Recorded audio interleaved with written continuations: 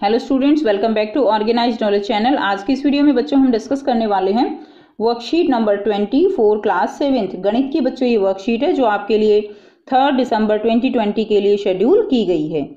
आज की वर्कशीट में घातांक और घात हमारा चैप्टर कंटिन्यू है। आज हम पढ़ेंगे दशमलव संख्या पद्धति के बारे में। आओ दोहराएं, बहुत बड़ी संख्याएं पढ़ने, समझने, तुलना करने में हमें घातांकों का प्रयोग करते हैं। तो जो बहुत बड़ी संख्याएं होती हैं उसमें हम तुलना करने के लिए किसका प्रयोग करते हैं? घातांक, उनका प्रयोग हम करते हैं।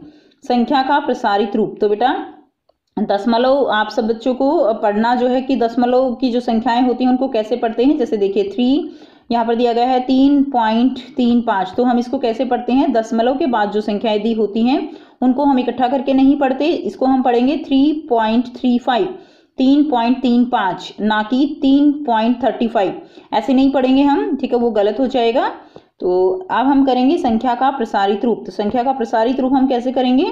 देखिए यहाँ पर गिवन है 47561, तो यहाँ पर इसके जो भी स्थान है, ठीक है, वो हम यहाँ पर देखेंगे। तो ये देखिए यहाँ पर ये जो है इकाई, दहाई, सैकड़ा, हजार, 10,000, इसका जो स्थान है वो क्या है? 10,000 है। तो हम क्या करेंगे? 4 गुना में 10,000, ठीक है, इसको इसके स्थान से हम जो है इस तरह से दिखाएंगे।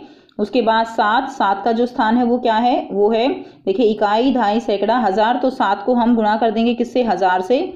उसके बाद फिर प्लस का निशान, उसके बाद 5 गुना इकाई, दहाई, सैकड़ा, इस तरह से हम इसको लिखते चले जाएंगे। फिर बेटा इसके बाद प्लस 6 गुना 10 और गुना में फिर आप जो है प्लस करेंगे और 1 लिख देंगे, ठीक है, इस तरह से। फिर हम इसको जो हमने इनका जो है संख्या का हमने जो स्थान लिखा है उसको हम संक्षिप्त रूप में हम घातांकों का प्रयोग करके दिखा सकते हैं।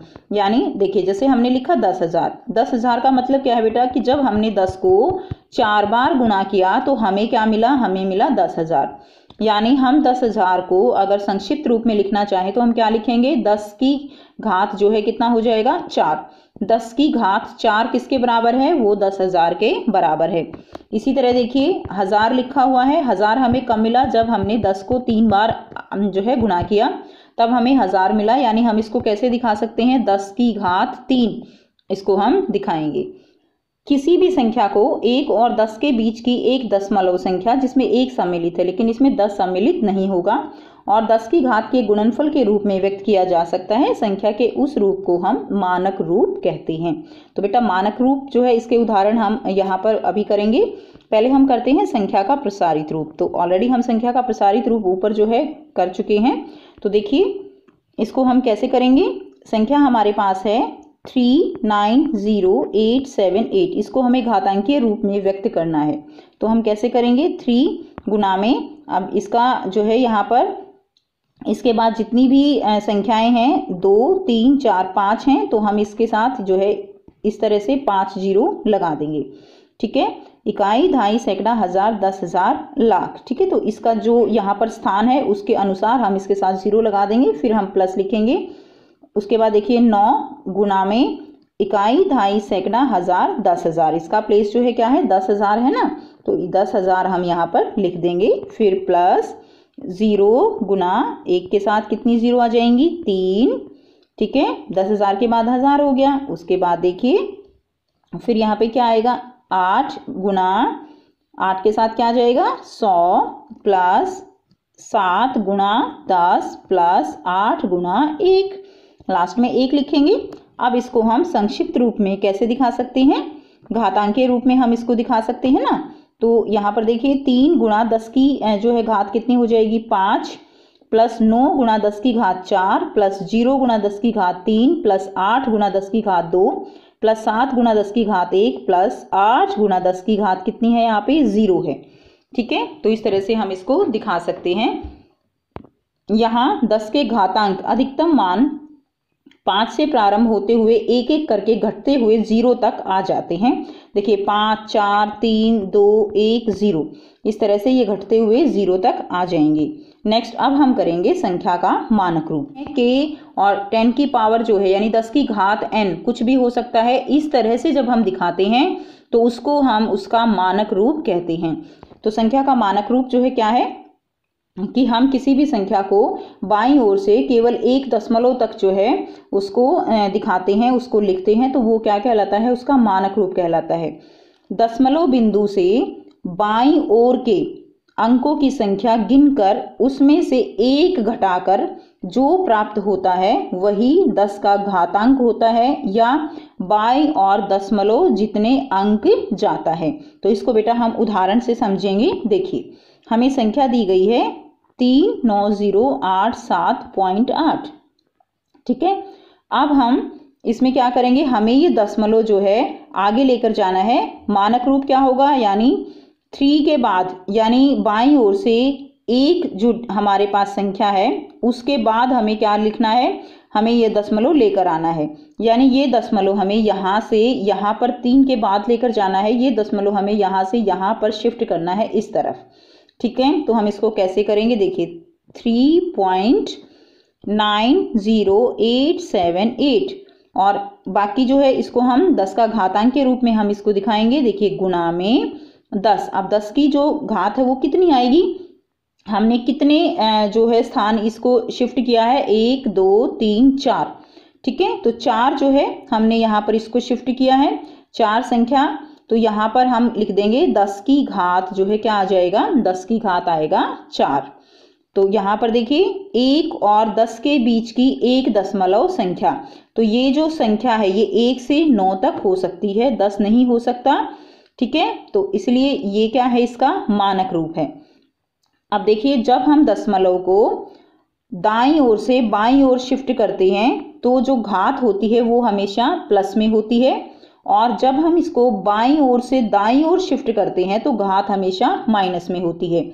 इसको याद करने का, लर्न करने का एक तरीका है, एक ट्रिक है लर्न, ठीक है। LRN आप याद रख लीजिए, लर्न। इसका मतलब क्या है कि जब हम डेसिमल को, यानी जो हमारे पास दशमलव है उसको हम लेफ्ट टू राइट लेकर जाएंगे, ये हमारा लेफ्ट है, ये हमारा राइट है, लेफ्ट टू राइट लेकर जाएंगे तो जो घात होगी वो माइनस में होगी, नेगेटिव होगी, और जब हम राइट टू लेफ्ट लाएंगे तो उल्टा हो जाएगा, घात हमारी प्लस में आ जाएगी, ठीक है। तो इस तरह से आप इसको याद रख सकते हैं। नेक्स्ट उदाहरण से हम समझेंगे। देखिए, हमारे पास संख्या दी गई है 390,878, लेकिन अब इसमें दशमलव तो दिया ही नहीं, फिर हम मानक रूप में कैसे दिखाएंगे, तो हम इसमें दशमलव जो है वो कल्पना कर लेंगे कि वह संख्या के दाईं सिरे की ओर है।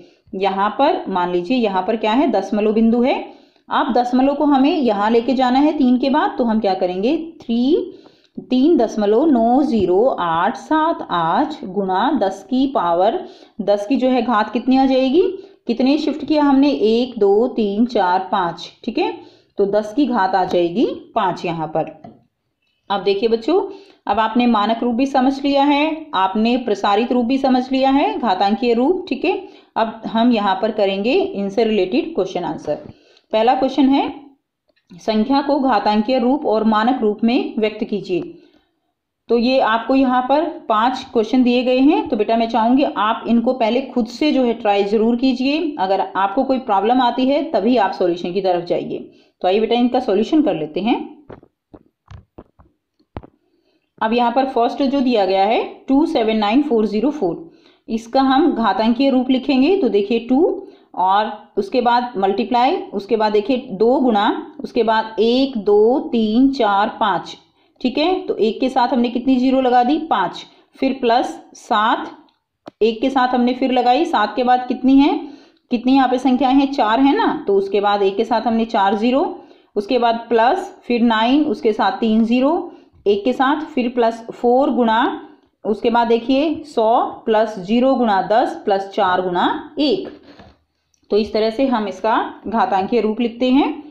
इसके बाद इसको हम संक्षिप्त रूप में कैसे लिख सकते हैं, 2 गुना 10 की घात 5, 7 गुना 10 की घात 4, जमा 9 गुना 10 की घात 3, जमा 4 गुना 10 की घात 2, और जमा 0 गुना 10 की घात कितनी है, 1, जमा 4 गुना 10 की घात है 0, ठीक है। तो इस तरह से हम इसको लिखेंगे। अब हमें इसका मानक रूप लिखना है। तो मानक रूप कैसे लिखेंगे, हमें ये दिया गया है, हमें 2 के बाद यहाँ पर दशमलव लगाना है, तो हम गिन लेंगे 2 के बाद जो है कितने यहाँ पर संख्याएं हैं, 1 7 9 4 0 4, टोटल 5 हैं, तो 10 की घात कितनी आ जाएगी, 5 आ जाएगी। तो ये इसका मानक रूप हो जाएगा। उसके बाद देखिए सेकंड दिया गया है, इसको हम घातांकीय रूप में लिखेंगे। तो बेटा बहुत आसान है, ये आप खुद से कर सकते हो, ठीक है। आप यहाँ से सॉल्यूशन लिख लीजिए, मैंने आपको एक जो है यहाँ पे समझा दिया है। 3 यहाँ पर देखिए 3 के साथ हम जो है इस तरह से जितने भी नंबर पीछे बच गए हैं उतना ही 0 लगा देंगे, हर एक के साथ ऐसे लगाते चले जाएंगे। संक्षिप्त रूप में लिखेंगे तो 3 गुना 10 की घात 6 जमा 0 गुना 10 की घात 5 जमा 0 गुना 10 की घात 4। देखिए बेटा हर बार घात जो है वो हर स्टेप पे कम हो रही है, 6 5 4 3 2 1 0, ठीक है। इस तरह से हम इसको लिख देंगे। मानक रूप में वैसे ही लिखेंगे, 3 के बाद 3 के बाद दशमलव आएगा तो 1 2 3 4 5 6 जो है यहाँ पर है 3 के बाद, तो यहाँ पर 10 की घात 6 आ जाएगा। थर्ड देखिए 120 719, इसका घातांकीय रूप इसी तरह से लिखेंगे। आप यहाँ से जो है बेटा समझ आ चुका है, लिख लीजिए। और इसका जो है हम मानक रूप कैसे लिखेंगे, 1 के बाद हमें यहाँ पर दशमलव लगाना है, तो उसके बाद देखिए 5 जो है संख्याएं हैं 20719, तो यहाँ पर 20719, ठीक है। तो 10 की घात 5 आ जाएगा। उसके बाद नंबर 4 यहाँ पर आप इस तरह यहाँ पर भी लिख लीजिए सबके साथ, 10 की घात 6 5 4 3 2 1 और 0। मानक रूप क्या हो जाएगा, 2 के बाद दशमलव आएगा, उसके बाद देखिए 2 और 2 4 2 6 संख्याएं हैं ना, तो 10 की घात 6 यहाँ पर लिख दीजिए। नेक्स्ट देखिए 5वां 20068, तो यहाँ पर भी आप इसी तरह से लिख सकते हैं, 2 गुना 10 की घात 4 फिर 10 की घात 3, अगले के साथ 10 की घात 2 10 की घात 1 10 की घात 0। उसका मानक रूप लिखेंगे, 2 के बाद हमने दशमलव लगाया, उसके बाद 4 जो है संख्याएं हैं, तो यहाँ पर हम जो है क्या लिख देंगे, 10 की घात 4। नेक्स्ट अब हम करेंगे प्रश्न 2, निम्नलिखित कथनों में प्रकट होने वाली संख्याओं को मानक रूप में व्यक्त कीजिए। तो आपको ये संख्याएं दी गई हैं, इनको हमें मानक रूप में व्यक्त करना है। तो बेटा ये जो संख्याएं हैं इनको मानक रूप में व्यक्त कैसे करेंगे, बहुत ही आसान है। तो आइए बेटा करते हैं इसका आंसर।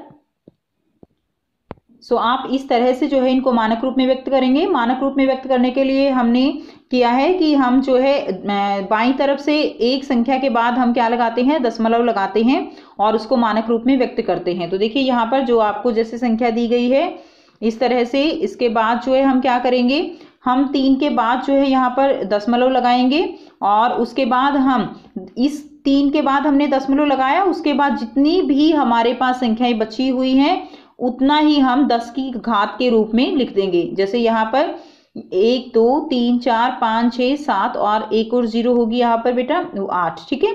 तो 10 की घात क्या हो जाएगा, 8 जो है इसका उत्तर हो जाएगा, ये इसका मानक रूप होगा। अगर हम दशमलव के बाद 0 कोई भी 0 लिखते हैं तो उसकी बेटा कोई जो है उसका मान नहीं होता, वो हमें लिखने की यहाँ पर जरूरत नहीं है। इसी तरह दूसरा हम लिखेंगे, ये हमें संख्या दी गई है तो हमें 1 के बाद यहाँ पर क्या लगा देना है, दशमलव लगा देंगे और 1 के बाद जितनी भी संख्याएं हैं उनको हम गिन लेंगे। ये 9 संख्याएं हैं और हम लगा देंगे 10 की घात 9।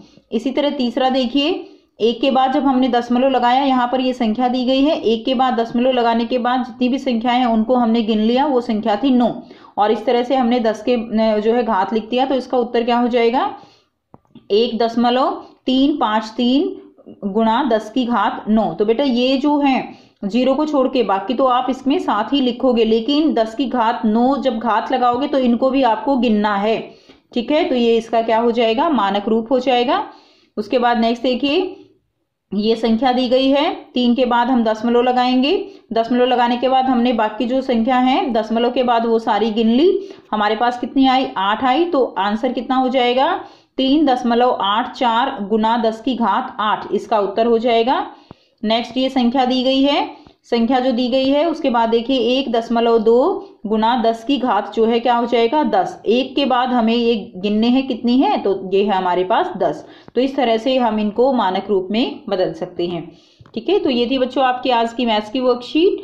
आई होप बेटा आपको ये वर्कशीट क्लियर है, और वर्कशीट अगर आपको अच्छी लगी तो लाइक शेयर जरूर कर दीजिए, चैनल को सब्सक्राइब भी कर लीजिए अगर आपने नहीं किया है। So thanks for watching, have a nice day.